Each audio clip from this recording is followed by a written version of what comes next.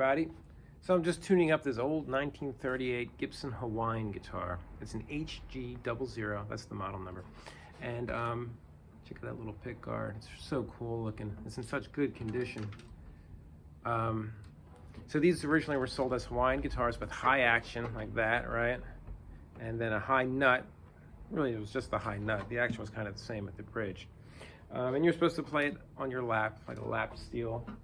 It even came with its original slide, or the slide that somebody bought back in 1938. It says Elton on it. Had a leather pouch that it sat in. Check it out, it's all ergonomically correct. Fits your hand perfectly, right? And I guess you're supposed to play it like this on your lap, right? You know, like... I think it sounds a little better when the action's higher, but still sounds pretty amazing. And check it out, it even had its original Gibson cloth, polishing cloth with the person's name written right on there.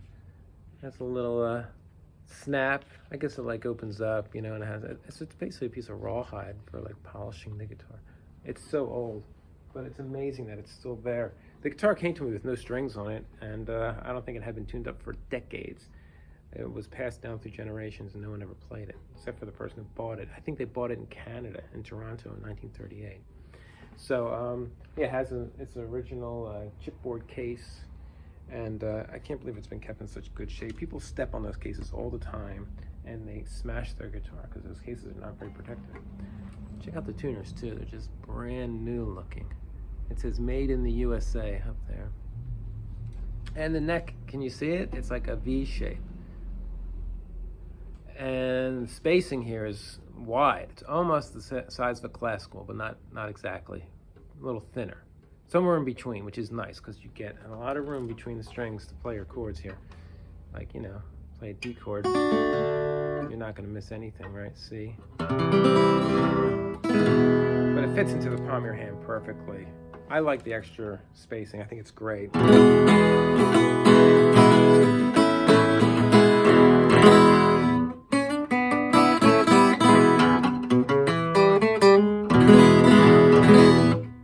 using an old vintage pick too. It's kind of, they do sound a little different. They have a nice sound, but with your fingers, it's nice too.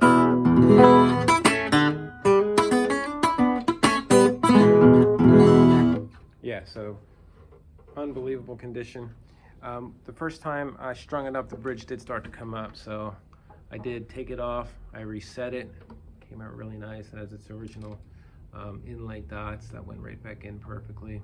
It sounded better too, of course, when the bridge went on there properly. Bigger sound.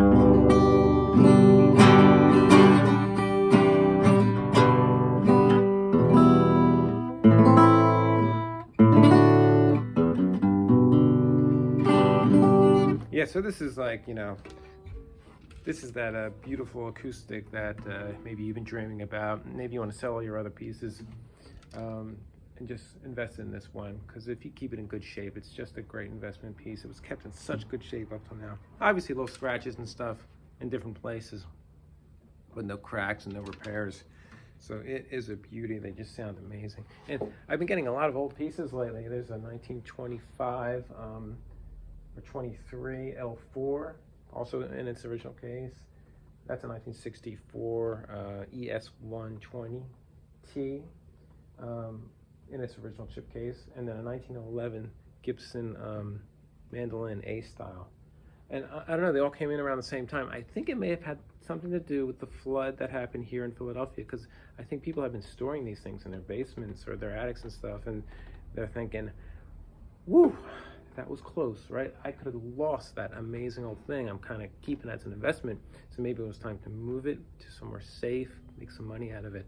So they all kind of came in around the same time, and you wonder how many actually did die in that flood, because that was pretty brutal, and all of 676 was about 20 feet deep in the Schuylkill River water. It was crazy.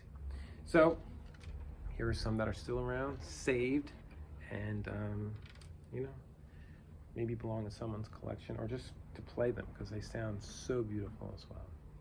Or there you go. This one is up on Reverb right now for 4,500, and I've seen them go much higher, and sometimes not in the same condition. Well, there you go. Thanks.